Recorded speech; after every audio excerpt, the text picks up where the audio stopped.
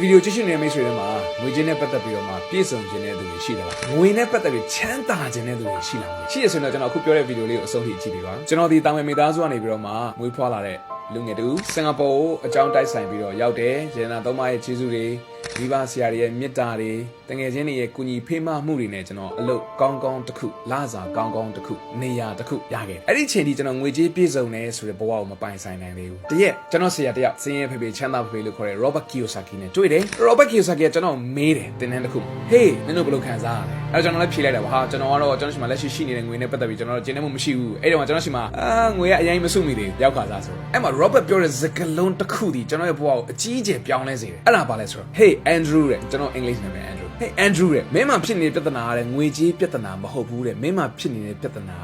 ညီးတဲ့ပြဿနာမင်းဒီညီးတဲ့အကောင်နဲ့ Robert Kiyosaki ကနည်းနည်းစကားပြောကြမ်းတယ်မင်းမှာတဲ့ရှိနေတဲ့အဲ့တော့ကျွန်တော်မှရှိတဲ့ထားပါတော့ဒေါ်လာ8000လောက်ရှိရဆိုရင်မင်းမှာရှိနေတဲ့ဒေါ်လာ8000ကိုမင်းညီးတယ်ဆိုရင်တဲ့မင်းဒေါ်လာ8000ရရင်လဲမင်းညီးမှာပဲတဲ့ဘာဖြစ်လို့လဲဆိုရင်မင်းဒီညီးတဲ့အကောင်ဖြစ်နေလို့မင်းဒီခိုဖြစ်နေလို့အဲ့ဒါကျွန်တော်ရဲ့ mind ကိုဘလုံးဖြစ်စေတဲ့အဲ့ချိန်ကစပြီးတော့ကျွန်တော်ဒီဘယ်တော့မှငွေကြေးနဲ့ပတ်သက်ပြီးတော့ညီးတာကိုမလုပ်တော့ဘူးဘယ်တော့မှကိုယ့်ရဲ့ဘဝနဲ့ပတ်သက်ပြီး